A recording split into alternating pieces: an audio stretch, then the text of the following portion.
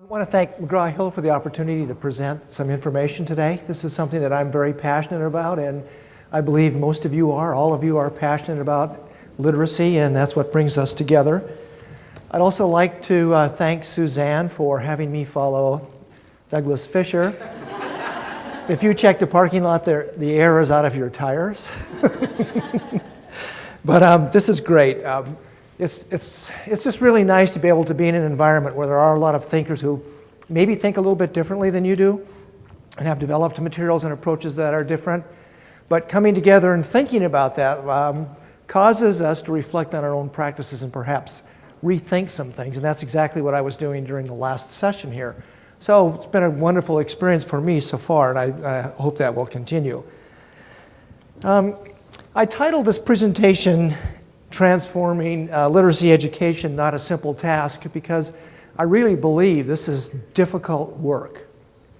And when we think about approaches and interventions that seem to be quick and easy, like in 6 weeks we're going to turn around a 3-year reading deficit for middle school students with disabilities, you know, I have to pause and think, is that really going to happen? Or is it much more difficult than that? And since I've been in the business a long time, I know there's a lot more road behind me than ahead. It just gives me a pause to reflect and think that what we're doing is hard work, difficult work, but I think it can be done. So what I would like to do today, 3 things. I would just like to focus a little bit on the literacy challenges. I think it's important that we have a research-based understanding of literacy and students who lack literacy skills. I'd like to spend some time exploring solutions and what are the best practices we should think about as we evaluate interventions that are on the market or ones that are being developed. And then finally, but most importantly, I want to think about why. And the why is, why do we even do this work? I think that's the driving force in my career, and I'm thinking it plays an important role in yours as well. So let me begin with that last comment, the why. Why do I do the work that I do at the University of Kansas, and why do many of you do that same kind of work? It's because of students like Marcus. And I want you to listen to Marcus in a minute. Marcus is a 9th grade student attending high school in Kansas City, Kansas in about 2005, when we were recently funded by the Department of Education to study and develop a reading intervention for struggling adolescents, particularly high school students. There wasn't much out there at that time. And so during our study, we thought we should begin with finding out more about the students before we thought we should prescribe interventions for them. So we interviewed lots of students. We had students read for us. We sat in their classrooms and just kind of get a sense of what was going on. And as I mentioned, Marcus was a 9th grade student. His teachers felt that he read at the word level fairly well, and that was not really a problem for him. He struggled with comprehension, and that they wanted to focus exclusively on that skill. So we had Marcus read for us out of a 7th grade textbook. Remember, he's in 9th grade. I just want you to listen to him for a few minutes. The other piece was drifting, Hock, suddenly with the approach of a mother and her 2 small children. The appearance of him is often sickness, silent, dining for the hungry flock, as if attached by some invisible string. The whole flock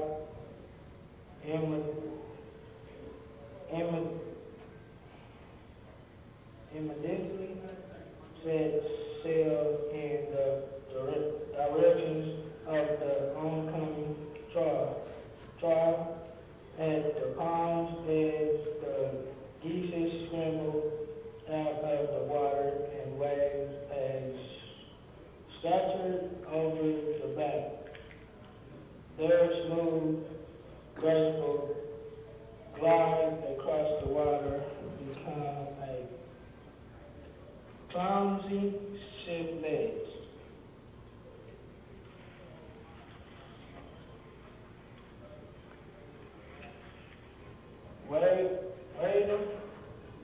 the children squealing with delight as the geese move closer, drowned by the trail of crackers laid down by the mother. Now, I want you just to think a little bit. I mean, we can talk a little bit about Marcus and his reading skills or his proficiency level right now, but I think of the Marcuses of the world out there, and then I think of what Douglas presented in the last session about close reading and the sophisticated skills needed to go that deep and to comprehend at those levels, and I think about Marcus faced with those sorts of challenges. And that's why I think this is just not a simple task. Our charge is to get Marcus to a point where he can be a close reader in a fairly short period of time. What did you notice about Marcus as he attempted to read this passage? What are your thoughts? That he sometimes had the word correct, that he would change it. Yes, he sometimes got the word correctly the first time, and then he thought about it, went back, so he's unsure of what that word really means. It's somewhat in his sight word vocabulary, but not really there. Let me ask you a question about, as you listen to Marcus struggle with this passage, what's your sense of how much cognitive energy he has left to comprehend what he's reading? None. He is using everything, all his power, to try to figure out the next word, and there's no sense to what he's reading at all. So this is a significant challenge. Now, not all struggling readers are Marcuses, and I'll share with you later some research data that we have that kind of differentiates groups of struggling readers. But Marcus represents what we call students in this achievement gap. You know, in a perfect world, in the No Child Left Behind world where everyone read on average, for every year in school, in the bottom part of the graph, we would expect 1 year of growth in knowledge and skills in the vertical line of the graph. That's what, and someone in 6th grade would progress through 9th grade, and they would be on that trial. But we also know that there's a large number of students who enter school behind their peers. We know that students who live in poverty do not have the same vocabulary as students who come from upper middle class homes. It puts them at a great disadvantage in day one. And then as they continue in school, they get further and further behind, and our data says that they start to plateau out at around the 4th to 5th, 6th grade level by the time they get to middle school and high school, and then that gap stays and gets wider as time goes on. So we have this achievement gap, and in this case of this particular student in the 6th grade reading at about the 3rd grade level, that's a 3-year gap.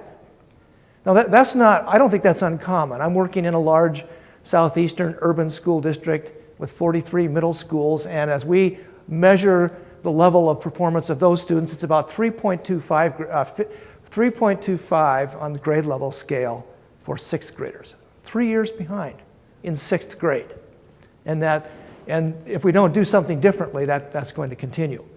So even if we do a pretty good job and we change things around and students gain 1 year with 1 year of instruction, which they haven't done throughout their career, the gaps continue because other students, the demands go up, the skill expectations go up, and they're still behind by the time they leave school. So what we need are interventions that do more than a year's growth in a year. We need to see probably a year and a half or 2 years growth each year, so that at the end of middle school, by the end of 8th grade, when they're getting ready to transition into high school, they're on grade level or very close to it. Difficult to do. Not many people have been able to achieve that at a scale level.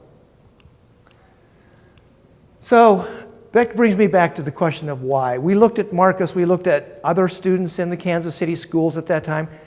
85% of those kids were reading below the proficiency level on the state of Kansas assessment. 85%.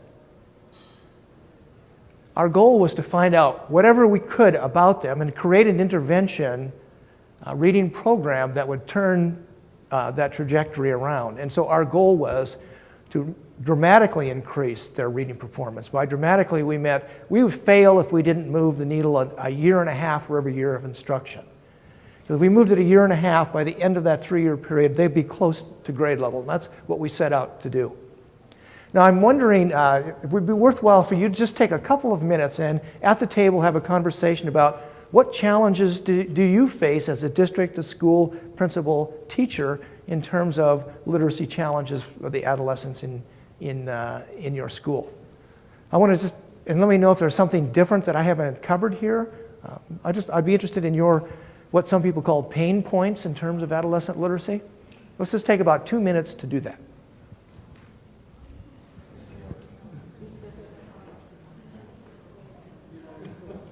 Do you have any Marcuses?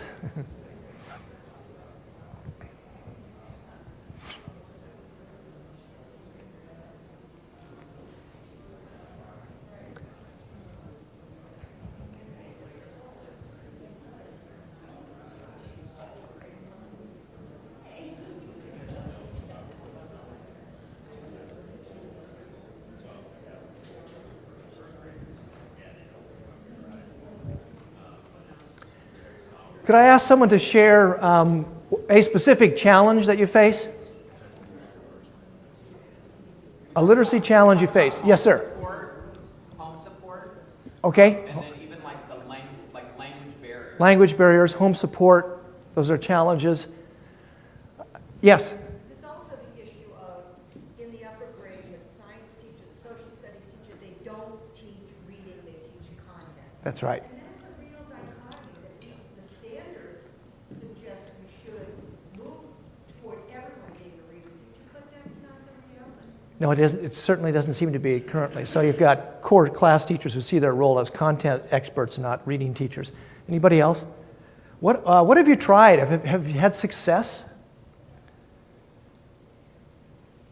I think there are successful programs out there. Yes? We do reading recovery with our first graders and then Yeah. reading recovery. And there's a lot of data supporting reading recovery. It's an intense program, often one-to-one. One-to-one is with our young learners, but it's not, what Will is this year that we have, so we're getting kids into our district in third grade, they're 2 or 3 grade levels back. Right. We do those. Yes. And that presents another challenge.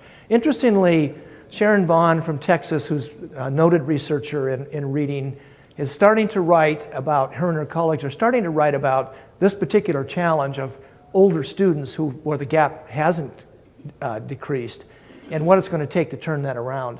And she spent a lot of years and a lot of grants trying to figure out that formula and has yet to crack that nut, according to the articles that she's writing. She's thinking, we need a new science, a new way to teach adolescent struggling readers because what we've currently tried hasn't been as productive as we'd like. How about parameters? I'm asking about parameters because often I work with a school district and a principal might say, we have a literacy problem, I've got 350 kids and he'll have them listed on his wall. And these folks are proficient, these folks aren't. These are the ones we want to worry about. And so I'll say, what are you willing to do that? Could you set up a supplemental reading class, tie it directly to a core class? They'll say, we could get kids here opposite some other elective 2 days a week for 30 minutes. So those are the kind of parameters you need to identify. And that has impact on whether or not you're going to have success. Let me share with you what we learned about adolescent struggling readers in urban schools. As I said earlier, we wanted to find out where should we begin? What skills do they need? Do they just need vocabulary, just need comprehension, or what? So we, in response to this national figure that you've all seen, we have a lot of kids in this country who are not proficient readers. About 64% of them are not proficient. These are the students that will not be able to automatically jump in and do close reading. That's my thought. It's been a persistent, ongoing trend for 35 years.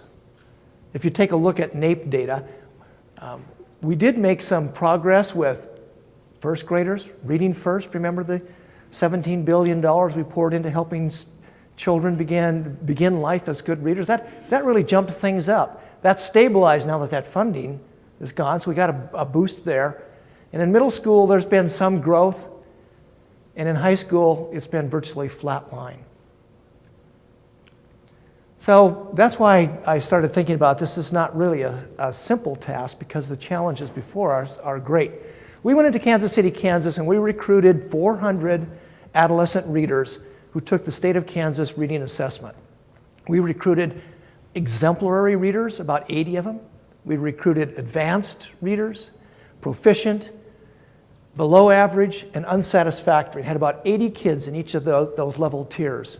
And then we administered a series of tests, reading tests, about 4 tests in all of the reading component skills identified by the National Reading Panel. We paid them $50 to come in after school or on a Saturday to take this battery of tests. You know what our biggest challenge was? Getting the $50 to the kids so they could get home safely with it. Because once anybody knew that they had this money, they became a target. Anyway, they were a wonderful group of students. We assessed them over about 8 or 9 months. And then we looked at the scores, did a component analysis to see what really held together, what groups of readers appeared. So I'm using this scale here with a standard score of 100. This is kind of like, the bell-shaped curve kind of stuff. Standard score of 100, 1 standard deviation below, 1 standard deviation above. And here's how they scored. And I'm going to start with the proficient, the good readers. Alphabetics, this kind of blew me away. When they took phonics, word attack, word identification tests, measures, they scored at a level that was 1 standard deviation above the norm. They didn't forget phonics or word attack or word identification.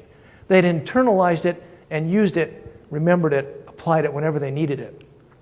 Their fluency rate was low, and I remember talking to Michael Presley about this. And he said, Mike, when you read a journal article, do you read fast? No, it's not about fluency. It's about having enough fluency so that it doesn't get in the way of comprehension, but you don't need to beat that horse to death.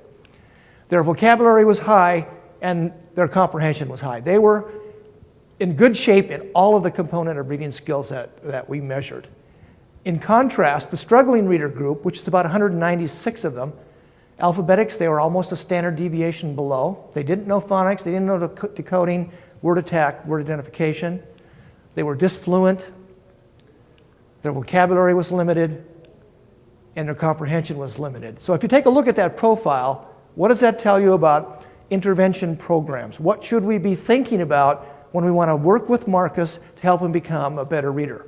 Do we do one of these? Do them all. And you do them all consecutively. Not consecutively, you do them in a fashion where you can address comprehension while you're addressing some word level skills. So that was a big foundational piece in terms of the program that we built. We looked at just this group of struggling readers, the red bar, to see, are they all the same or are they different? Or are they different? And when we did that late in class analysis, here's what we found. We found 5 statistically significantly different groups of struggling reader. The first one, about 14% of the 200 kids we assessed were reading 2 standard deviations below in most of the reading skills measures that we used. Severe reading disability, 14%. Another group, very similar to the severe group, we call global weakness. They're a standard deviation below in most of the reading skills. Also, but matched up on PP, the Peabody vocabulary test and listening comprehension, which gives us some notion that their cognitive ability was probably pretty close. Their knowledge of the world was probably pretty close, but they had achieved skills at a higher level. The third group we looked at were disfluent readers, a standard deviation below on measures of fluency, but close to average on the other reading skills, 29%. A fourth group, almost average on every reading skill except for listening comprehension or knowledge of the world. They didn't know much about anything. And our final and smallest group were students who were reading above average in all of the reading component skills we measured, but they still didn't comprehend well. And we don't know for sure, but we're thinking these are the kids who are pretty good readers, but they don't have reading strategies. They don't read strategically. They don't know how to ask questions as they're reading. They don't know how to do a variety of things in terms of looking for main idea details. So that kind of quick overview gives you a sense of where we went to develop this particular reading program, noting that 80% of this sample had significant word level and comprehension challenges. Now, we also did some measures, and this is the fun part of what we did. We did some measures about motivation, hope. Do they want to try? What did they think about reading? So I administered a scale developed at Kansas by Rick Snyder. It's called the Hope Scale. He's a big, was I should say, a big positive psychology guy, believing that if we nurtured positive psychology and treated kids in a more positive fashion, they'd be more hopeful. Hopeful translates into better performance in a variety of areas. People who are ill, who have high hope, recover faster. Athletes who have high hope perform better. Readers who have high hope read better. So I administered this quick little survey, which is psychometrically it's pretty sound, to get a sense of the level of hope. And on the right-hand side, you'll see the, whoops, I ruined my surprise, the proficient readers, and they scored above average on the total test score for hope. And hope is, Rick defined hope as having a goal in life, something that you desire, something you want, believing you can get it, and then having a plan on how to get there. And so his measure taps those three constructs. The proficient readers, high in all of them. Total score, agency, and pathway. And then our struggling readers, which just blew me away, had virtually the same level of hope. They have not given up.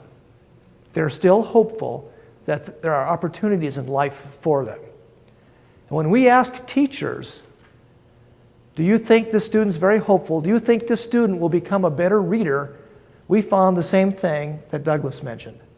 About 65% of them said they're not going to get any better. We administered the John Guthrie's Motivation for Reading questionnaire, which was normed for fifth graders, so it's a little suspect. But based on our work with John on this particular measure, we're in the process of validating a 5th through 12th grade online assessment of reading motivation. And John's on that project with us. But when we asked questions about, do you want to be a better reader? Is it important for you to be a better reader? They scored at a level higher than the proficient readers. When we asked them questions about, do you think you're a good reader? Do you know how to read? They answered much lower than the proficient readers. So they want to be good readers. They're hopeful for the future. We did this study on attendance patterns of struggling readers. The first 9 weeks of school, these are kids who have been struggling for 4 or 5 years in school. They show up in the fall to their reading class or language arts class. There's their attendance for the first 9 weeks. This probably was me, but this is all the rest of these students in terms of attendance. They showed up, right? The second 9 weeks, look what happens. Across students in this particular class. The second, third 9 weeks, the fourth 9 weeks, look at the total absences for the year. What this says to me is that students show up, they give us a chance, and they're probably getting the same thing that didn't work in the past, and they check out. So in sum, adolescent struggling readers have skill needs in all areas. These are significant needs. They're not trivial. They have hope. They want to be better readers. They begin each year hopeful, and they're often disappointed. Questions, comments, implications that this information has for you and the work that you're doing? Yes, Brenda? Is there any research that when we ask the teachers of these students what they feel about these students? Because thinking back to that whole perception issue. Yeah. Yeah, like I knew you couldn't read. I'm teaching you to read, but I knew you couldn't read, which perpetuates what the students feel. Yeah. The little bit of research that we have when we surveyed teachers and asked that question, do you think Johnny can become a better reader? I think it was 67% of them said no. So their expectations are low. They don't believe he or she's going to get any better. Now, based on that information, we started to we built a reading program, developed it with the help of teachers in Kansas City, Kansas, staff at our center, and over 4 years, and then since then, multiple trials in Florida and Chicago and around New York and other places across the country have continued to refine until the program was picked up and published by McGraw-Hill. And I just wanted to tell you the story behind that. We were working with, we needed some passages that were leveled. And so I wrote a letter to McGraw-Hill asking if we could use the Jamestown Reader passages in our study.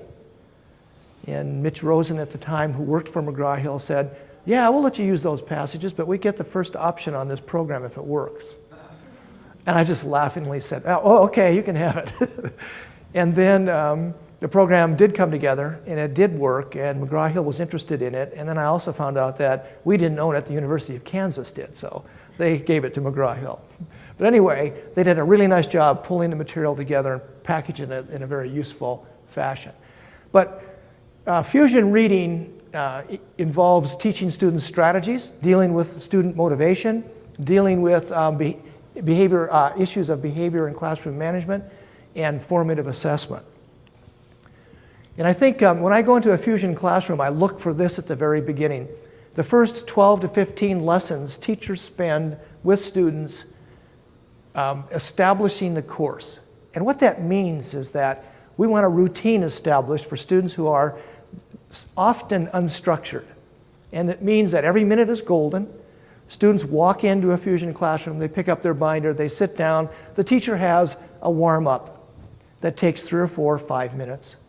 And that warm-up relates to what's going to happen in the lesson. Usually it's vocabulary or reaction to something that they've been reading in class. And she takes roll in a very efficient manner and gets that done. There's no 10-minute warm-up. There's no 15-minute conversation about the game the night before, what we're going to do this weekend. It's a very business-like atmosphere. Students walk in. Now, they just don't automatically walk in. We have to teach them how to do that. We describe that skill, explain it, explain the rationale for it, and then we model it, and they practice it, and they get feedback continually on their performance. We also then engage students in an activity we call thinking reading. And this has been highly successful for us. And thinking reading is based upon the notion that these students have disengaged from reading. They don't do it anymore. They don't like it because they're not very good at it. So we found high interest novels for them that talk about urban kids and the trials and tribulations that they face. They're written at about the 4th to 6th grade level. And they really enjoy listening to and reading those novels as a way to kind of jumpstart the class. Our biggest challenge with thinking reading is that students don't want to stop. They want to continue doing that for the entire period because it's so engaging for them. So we get eyes on the page during thinking reading. Yes, ma'am? Are they reading on their own? No. This is kind of it's a group reading activity. And you remember Douglas talking about we need more models for reading? And I'll talk a little bit more, and I'll let you see a little bit of thinking reading in a video. But the notion here is that we want kids, eyes on the page, we want them to experience an expert reader in how she reads and how she thinks as she processes text, because many of them have never had that opportunity. Yes? So going back to the 5 types of readers, Yes. there were several, I guess it's 19% they had significant reading issues. 80% either fluency or basic word level skill deficits. About the first group that really dipped in it, were tapped, The 70th? right? Yeah, 70th, yeah. So those kids, I'm assuming, cannot read at the 4th grade level. Is that of a significant word tap? Yeah. How are they participating in that? Yeah, that's a good question. They're participating at a discussion level and at a listening level. And listening comprehension is something that we think is valued. So initially, that's how they participate. And then we're surprised, but then we shouldn't be surprised that they can read text that they really want to read at a little bit higher level than they test at. Okay.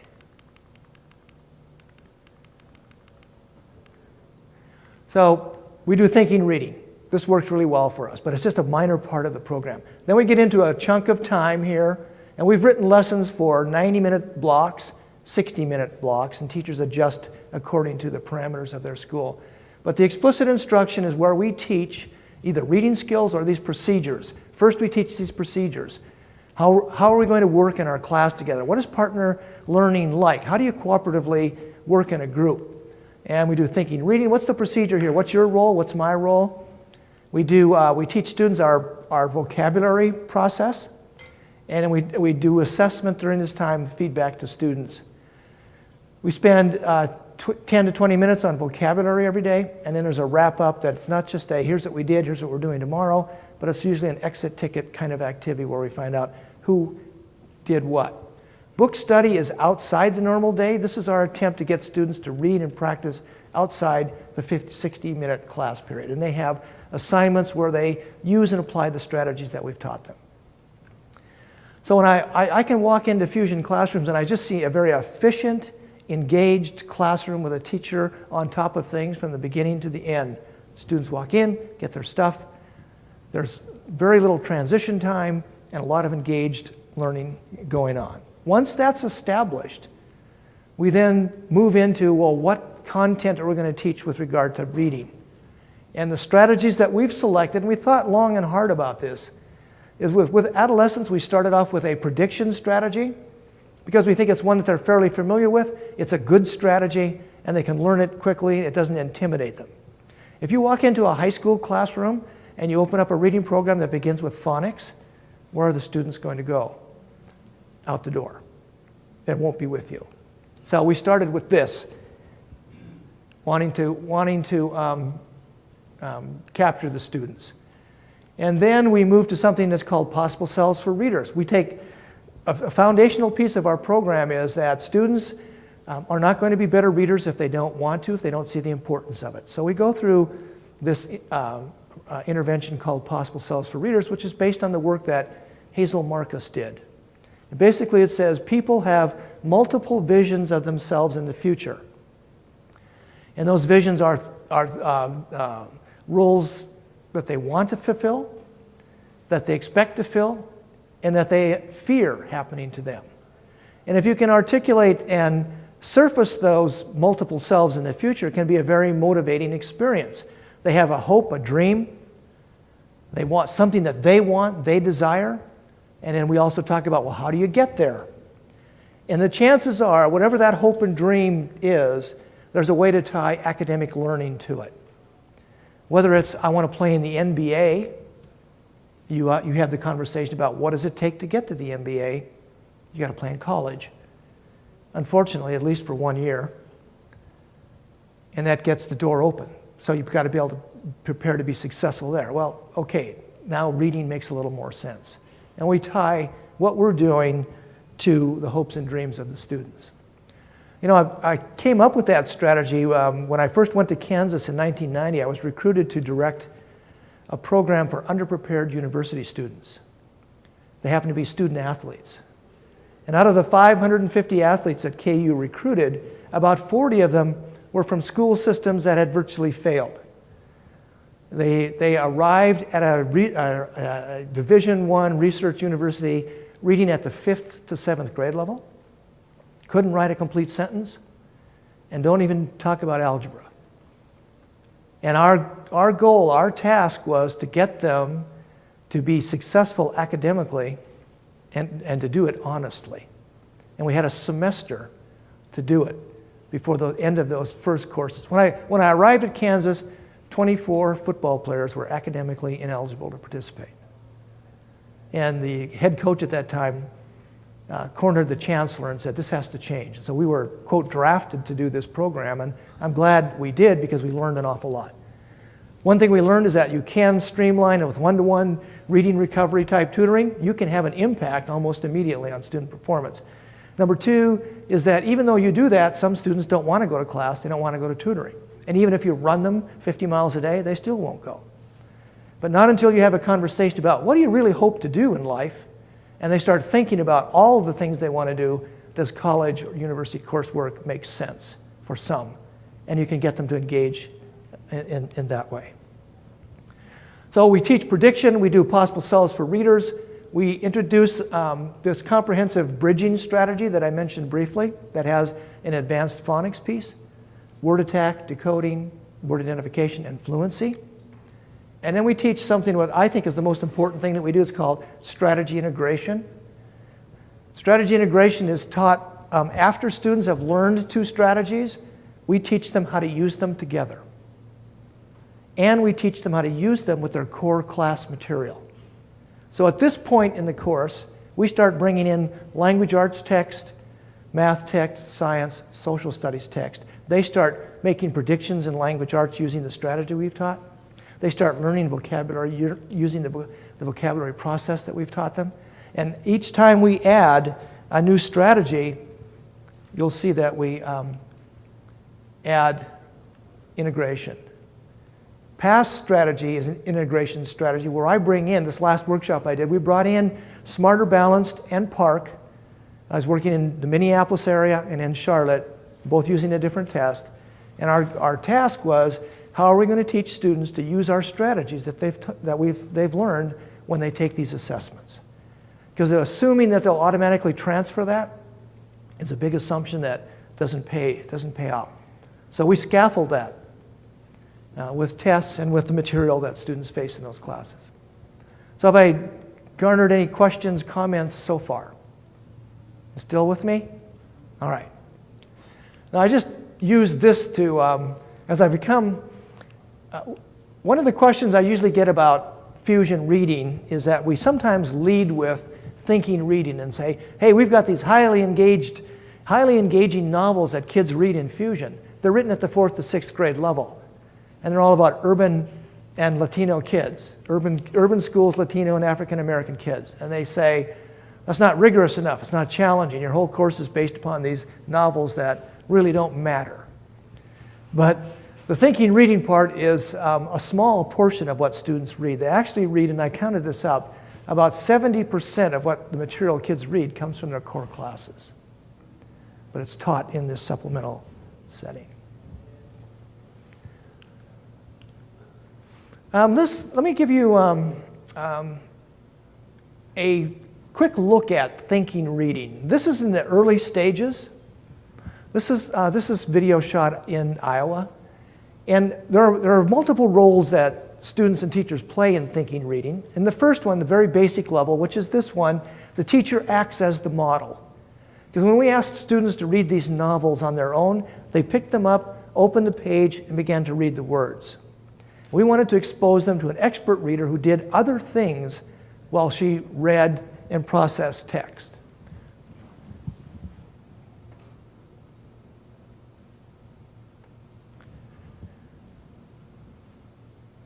Let me, a little background. This is a classroom in Dubuque, Iowa. These are all students with IEPs and reading goals, and they're fairly moderate kids. Most of the high incidence kids have been mainstreamed, and they're in language arts. They don't have a reading support program. So these are, I guess I would say, these are probably maybe the first group, second group of the cluster analysis.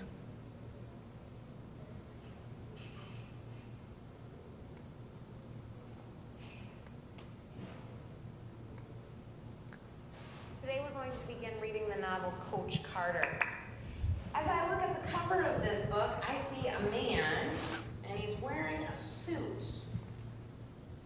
He's standing in what looks to be a gymnasium, and he's got a basketball under his foot. Now I'm going to read what's on the back of the book. Flip your books over and read with me, please. Inspired by a true story, when former Richmond High School basketball legend Ken Carter agrees to take over his alma mater's floundering team, he has the players sign a contract that demands good grades, perfect attendance, and suits on game days. With Coach Carter at the helm, the Oilers' record soon stands at 12-0. But when the coach learns that some of the members of his team are cutting class and failing academically, he locks them out of the gym. So based on the title, Coach Carter, and the picture of the coach and the basketball in the gym on the front, and the writing on the back of the book.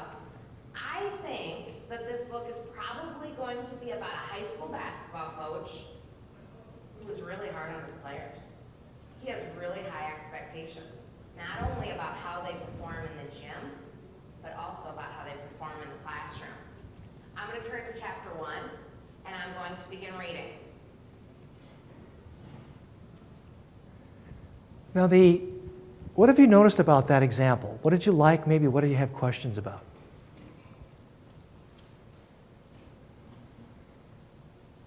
Yes? I really like how she explicitly models her thinking. I'm looking at the picture. This is a man in a suit. Because we assume that when we do a picture walk, make a prediction. And then, we don't. And then she said, I'm hearing what's on the back of the book. Turn it over and read along with me.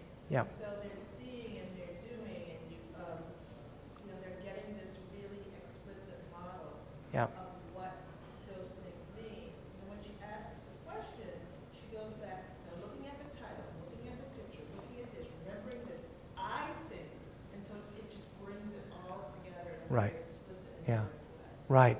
And that's her goal. One is to provide an expert model of the thinking that goes on when someone reads a novel so that students are exposed to that. You notice that they're not talking, they're not answering questions at this point. They will be shortly. But right now we want them to see, what does an expert do?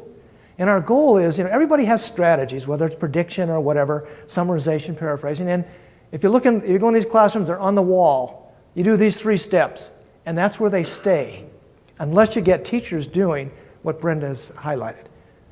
Yes, Pauline? The other thing is, I noticed a little boy put his hand up to ask a question, and she went on because she was modeling, and I see that sometimes in classrooms, teachers can be distracted. Exactly. Like, you can answer questions more Yeah. and not really not. Right. Yeah. And that's tough for teachers, but that little guy, I watched him a lot. He does that all the time. He's always got his hand up in the air, distracting and bird walking. So now let me just get into the vocabulary process. This is a really rich clip, I think, but we've come up with a way for students to learn vocabulary, knowing that vocabulary deficit by 6th, 7th, 8th grade is thousands of words. So if you taught 20 words a week, which for this population would be very, very, very difficult, you could maybe teach 400 or 500 words a year. And that approach is not going to close the gap. We decided that we wanted to teach fewer words, important words, content-specific words. We used the academic word list, and we looked at the high incidence words from that list, and we said, we can't teach all the words that these kids need, but we can look at word families. We can use a morphological approach to say, these are critical roots. Here are some common prefixes and suffixes so that when they learn one word, they learn 10 or 15. So that's what we've attempted to do. And there are 2 parts to this. There are 2 little videos. I want to show them both to you because they hang together really well, and they do something that we very often don't see in vocabulary. But here's the process that we came up with. First of all, every student has some sort of a journal or a book or an iPad list of the words that they're learning for that day. They all learn how to pronounce it to see if it's in their listening vocabulary. They can screen words not to teach that way. And then with a partner, their assignment is to look at the affixes, look at the root, look at the context, and see with a partner if they can figure out what the word means. And then they often write it down on a whiteboard or on a piece of paper. They stand up and the class comes back together after they've made their guess, and they have a discussion about common definitions. What did they all have in common? They have a discussion about other words with similar prefixes and suffixes. And then they do some independent work in terms of writing sentences and paragraphs that include that. So let me show you how this plays out in a classroom.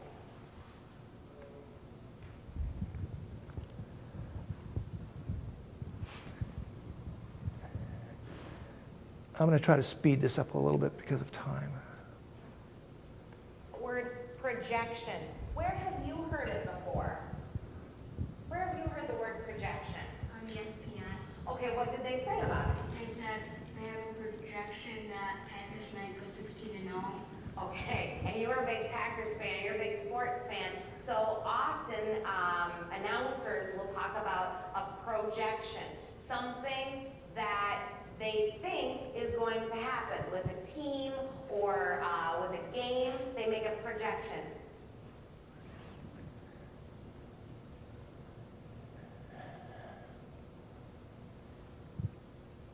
Where else have you heard the word projection? Or how have you heard it used? Projection, like when our projector and like we use the overhead projector. Okay, so we have two different kind of projections happening in this classroom. Sometimes we use an overhead projector, and we have a projection on the board, right? Well, what is being thrown forward? It's like the light and sun image. You are exactly right. I couldn't have said that better myself. But that's different, right? The coach wasn't throwing forward light, and he wasn't throwing forward an image. What was the coach in the example sentence throwing forward?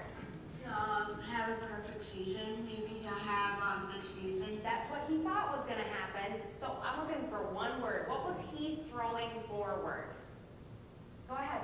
Something Tony wants to get rid of, like ejecting it out of the car and or a vehicle, like an eject button. You know what? That's fantastic. I'm going to jot that down, and we're going to come back to you. Okay? We're going to come back in just a second. Hold on to that.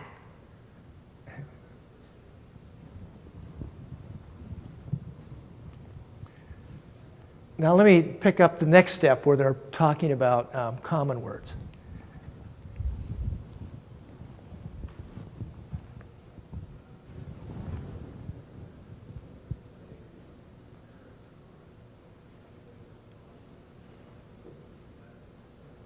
Now, moments ago, I said something that was going to happen in the future. We're going right back to you, buddy. When you were giving your answer, you said an other word. It shares the root, J-E-C-T. You said eject, like when someone is ejected from a car, which would be a fantastic sentence when you have to write your own.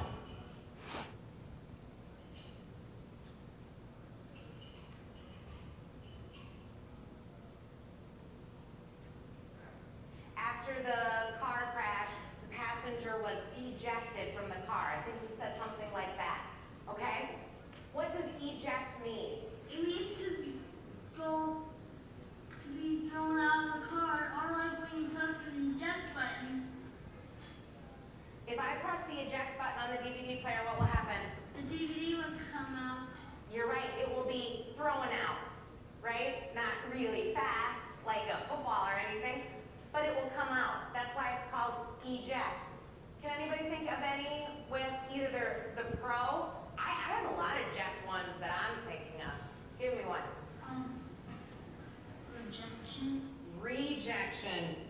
That's kind of a sad word. When have you heard the word rejection? When you get turned down. That's exactly when The coach,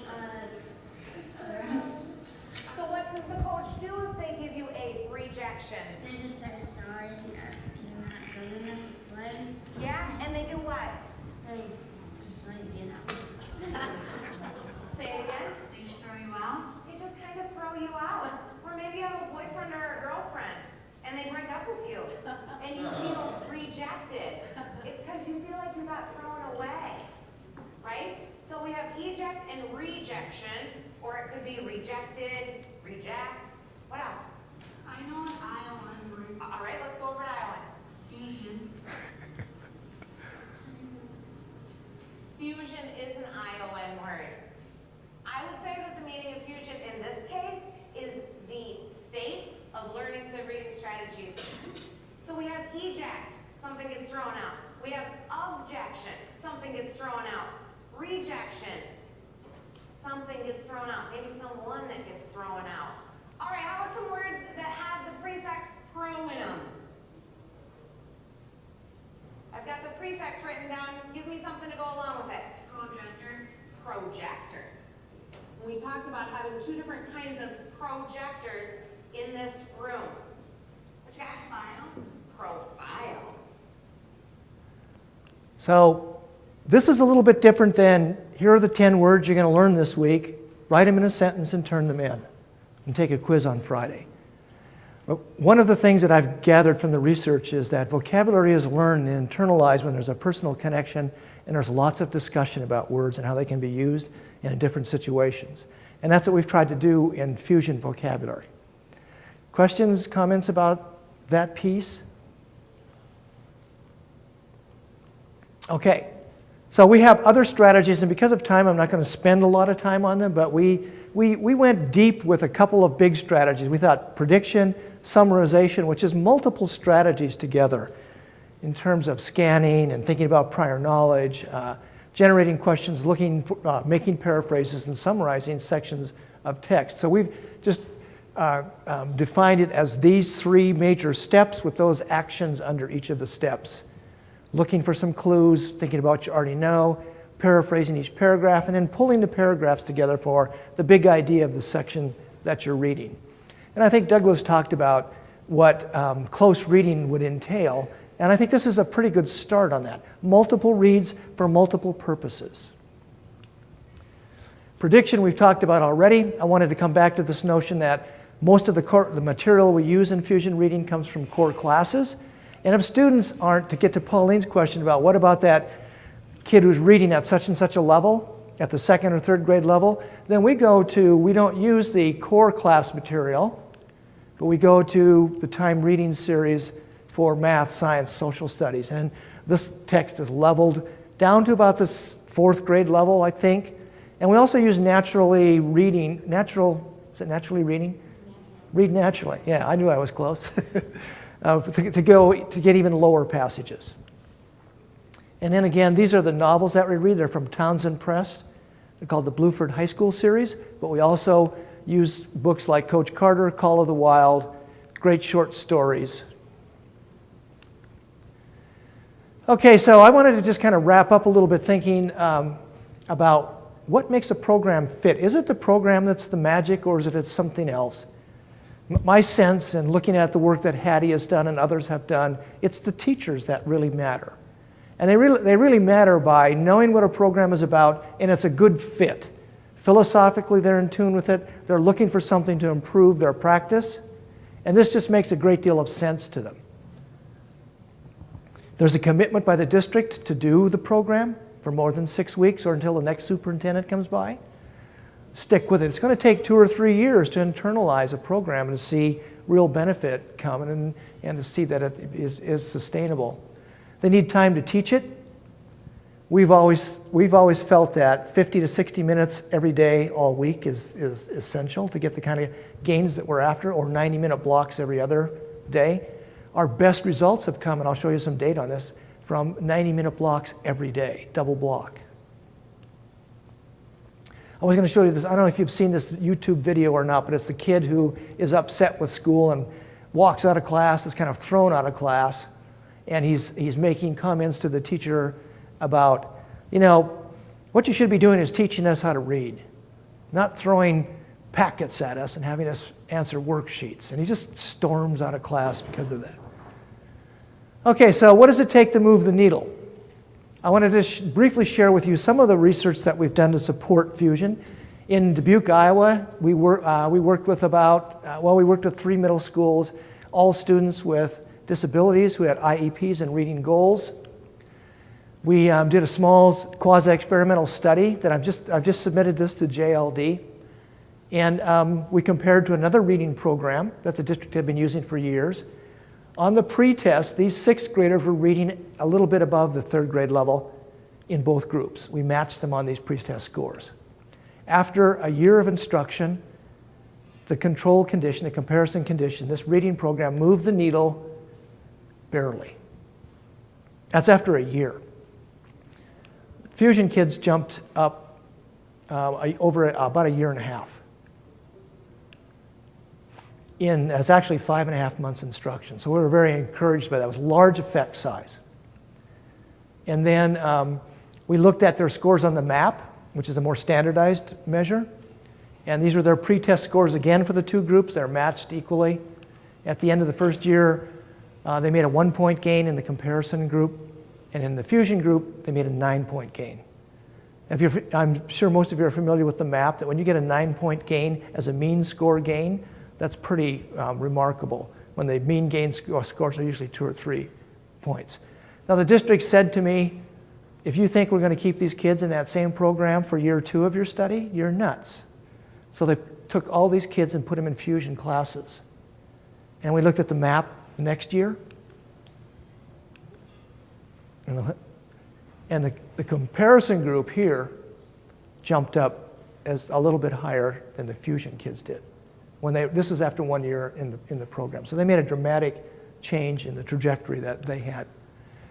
I've been doing a lot of work in Charlotte-Mecklenburg. We're starting our 3rd year. We'll be in 43 middle schools there. Once again, all students with IEPs and reading goals.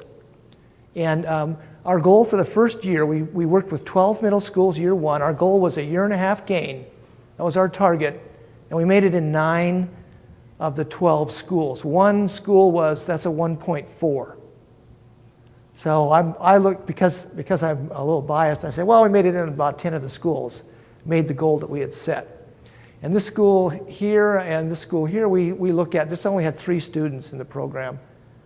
And so you have to look at issues of buy-in and how it was used. But we were pretty pleased with a first-year program rollout to get those sorts of results across districts. And this is a little bit of data that talks about where do they get the biggest gains.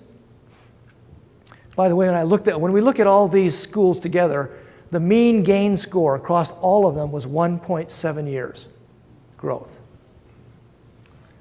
And then we got more growth when they had 90-minute classes. Some of them had 70 minutes, and then some had 25 to 50 minutes.